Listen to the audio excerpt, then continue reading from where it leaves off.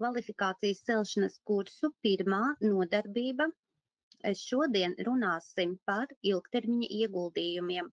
Mūsu programmā ir paredzēts paskatīties par pamatlīdzekļiem, par nemateriālajiem ieguldījumiem, kā mēs to atzīstam, kādi ir atzīšanas kritēriji, kas mums ir jāņem vērā tad, kad nosakam pamatlīdzekļa iegādes izmaksas. Ja pamatlīdzekļi mums jau ir kādu laiku bijuši, tātad vai ir nepieciešama arī šī pārvērtēšana un kādas tam var būt sekas, izslēgšana, arī nolietojuma aprēķināšana. Pēc tam arī skatīsimies par nemateriālajiem aktīviem, par to, kādiem ir jābūt grāmatvedības uzskaitē šiem reģistriem, neatkarīgi no tā, vai mēs grāmatvedību kārtojam papīra formātā, piemēram, rakstam šīs kartiņas, vai arī, protams, to darām grāmatvedības datorprogrammās. Un atsevišķi vēl paskatīsimies arī tās īpatnības, kādas var būt tad, ja grāmatvedības uzskaita tiek kārtota saimnieciskās darbības veicējiem, kā ir ar pamatlīdzekļiem šajā gadījumā, kā ir ar pamatlīdzekļiem, ja tiek kārtota grāmatvedība vienkāršā ieraksta sistēmā vai divkāršā ieraksta sistēmā, vai šajos gadījumos ir vēl kādas īpatnības un atšķirības, un paskatīsimies arī par bezspēļņas organizācijām.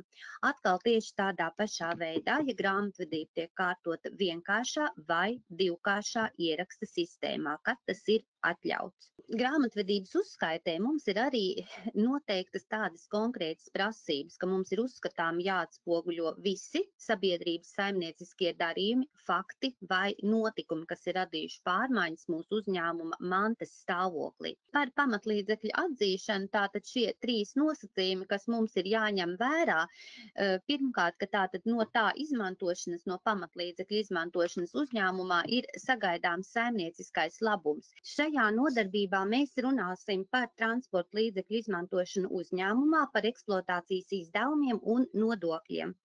Un tad, kad mēs skatāmies uz šo sadaļu un tā vērtējam, tad vienmēr arī pievēršam uzmanību mūsu uzņēmumu gada pārskatam, pievēršam uzmanību bilancei un paskatāmies, kas tad mums ir ilgtermiņa ieguldījumos.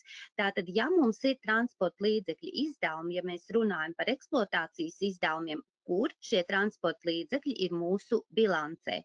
Vai tie ir mūsu īpašumā, tātad tiem vajadzētu būt mūsu ilgtermiņa ieguldījuma sadaļā, vai tie ir finanšu līzingā, kad arī mums parādās mūsu bilancē, bet iespējams, ka tie neparādās mūsu bilancē ilgtermiņa ieguldījuma sastāvā, bet tie ir mums varbūt operatīvajā nomā, varbūt tie ir patapināti vai kā citādi. Par konkrēto transporta līdzekli, kā tas tiek izmantots, to var noteikt uzņēmuma vadība, tātad šim nolikumam pielikt klāt kā paraudziņu, kāds tas varētu būt, ko mēs gribam redzēt. Noteikti mēs gribam redzēt tātad nobrauktos kilometrus periodā, lai mēs varētu kontrolēt arī tālāk jau degvielas patēriņu, un mēs rādam tātad šo te maršrutu uzskaiti, tātad kurā datumā mēs braucām, kad mēs sākām braukt, kāds ir brauciena beigu laiks, kāds bija brauciena mērķis un kāds bija brauciena maršruts.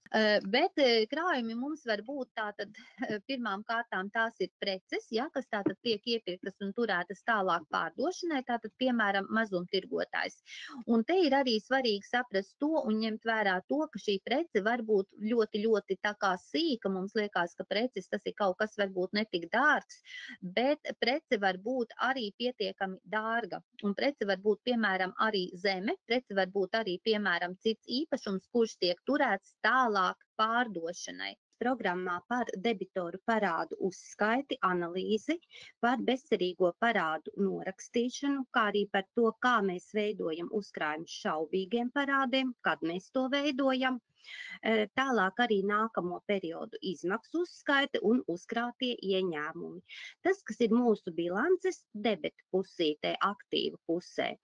Un otrā sadaļa - kreditoru parādu uzskaite. Saņemtie avansa maksājumi, kas mums ir jāņem vērā, kā to korekti noformēt un uzkrātās saistības. Tātad mūsu bilances otra puse - kreditori vai pasīva pusīte.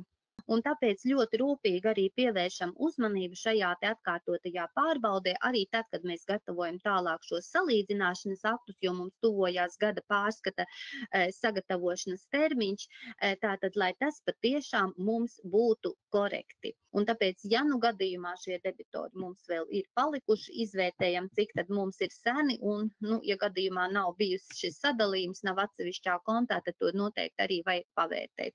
Par avansa rēķiniem un problēmām, ja tātad vai nekorekti iegrāmatots avansa rēķins var radīt būtisku kļūdu. Un paskatīsimies tātad šādu piemēru. Mums ir uzņēmums, neto apgrozījums ir 1 500 000 eiro, aktīvu kopsumma ir 750 000 eiro. Kas ir noticis? Tātad ir kļūdaini iegrāmatoti ieņēmumi no pakalpojumu sniegšanas 45 000 eiro, vairāk nekā faktiski bija. Kā tad radās šī kļūda?